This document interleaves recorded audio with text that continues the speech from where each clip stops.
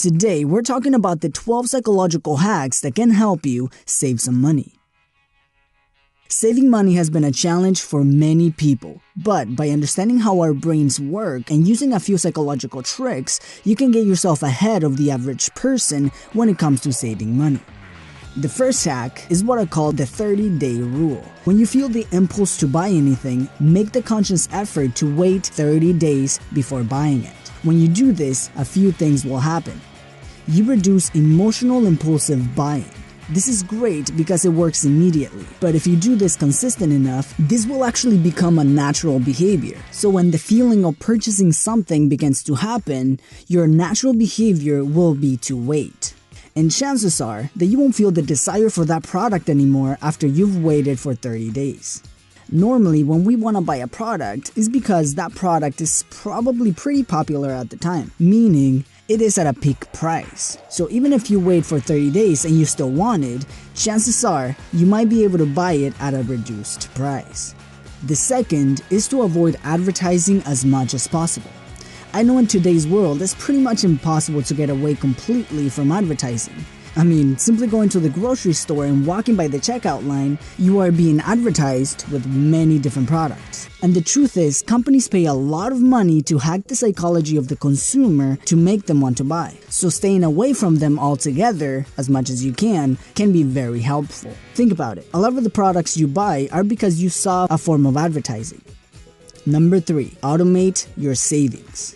I know, saving money can be difficult, especially if your expenses always seem to keep up with your income. This can make it really hard to save. But by automating a portion of your income to go straight to your savings will make it much easier for you to save money because, well, you don't have to do anything. And our brains are very adaptable. Chances are that after a couple of months, you won't even notice that you're putting away that 10% of your income. Your brain will naturally adapt. Number 4, if you do this, you will be surprised of how powerful this little hack can be. Give your savings account a meaningful name. If you're saving money to invest and grow your wealth or for your kids' college education, giving your savings account a meaningful name will make it much harder to take money out of that account. By naming your savings account after your daughter, for example, you are attaching emotion to this account and it'll make it much harder to cash out. I mean, think about it. If you have a savings account named after your daughter or your mom, you don't want to hurt it. Bonus point, if you purposely attach emotion to this account. For example, if you're building your wealth account and you name it after your daughter or your mom because the purpose of this money is to one day allow you to provide better for them. Now, this will make it even much harder to cash out.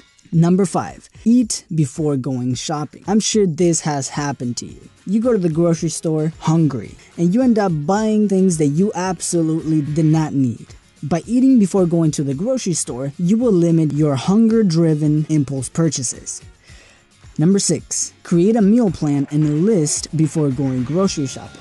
By knowing exactly what you need can help you avoid buying things that you don't need or buying too much for what you do need. When you have a meal plan, you have a good idea of how much you need of each ingredient. So this way, you don't buy too much of it and have it go to waste. Plus, having a list will help you spend much less time at the grocery store and prevents the hassle of going back because you forgot something. And spend less money because the more that you go to the grocery store, the more you tend to spend. Number 7, use cash. Humans are very motivated by not losing things. We naturally do not like giving up things that we already have. When you use cash, you feel like you're giving away something that you have. But when you pay with your card, you still keep the card and your brain doesn't have the natural feeling of losing something. It is harder to hand over $10, $20 bills when you buy those cool headphones than it is to swipe a card. Bonus point if you only carry big bills. Who wants to break up a nice $100 bill for a little pack of gum? Number 8, convert money into time. Whenever you see something that you want, look at the price in terms of time. If you convert the price of those $85 sunglasses to how long you would have to work to pay them, would you still buy them? Are the glasses worth losing 7 or 8 hours of your life? This will give you perspective on what you are actually spending and what it takes to earn it by thinking of the time that you're spending into this product.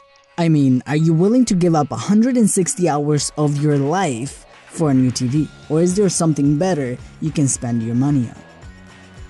Number 9.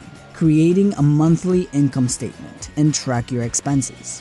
When you write down how much money you're making and how much money you're spending, gives you an insight of where your money is going.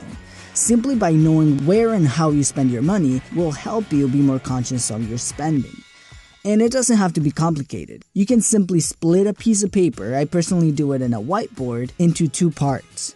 One is for your income and another one is for your expenses. Then you simply keep track of how much money you're making on one side and how much money you're spending on the other. Then at the end of the month, you see if you had a surplus of money or a deficit of money. If you had a deficit, you gotta practice the tips on this video. Number 10. Keep track of your net worth. So let's say that after doing all of these tips, you were able to save an extra $600. And if you don't have any savings in your monthly income statement, you write down your net worth. You put down these $600. And every month, you update your net worth. There's a funny thing that happens when you write down your net worth. You won't feel very comfortable if it goes down next month, because this number represents your worth. Not your worth as a person, but your economic worth. And we don't like to feel like our worth is going down. And we get excited when it's going up. Number 11. Spend money on yourself. Okay, we're talking about saving money and now I'm telling you to spend money. Yes, I am. The reason why many people are not able to save money is because they spend lots of money on things they don't need. Now, it's sort of a craving. You feel good when you treat yourself. So instead of suppressing that part of yourself that wants to enjoy, give it a budget to have fun. You can allow a small percentage of your income to be used for fun. This can actually help you save because if you're always saving, this part of yourself that likes to spend might actually sabotage your efforts. Plus, you get to have fun and you won't feel negative about saving. Number 12. Make more money. Think about it. If you make $3,000 a month and you can only save $800, you can work to increase your income to $4,000 and now you can save $1,800.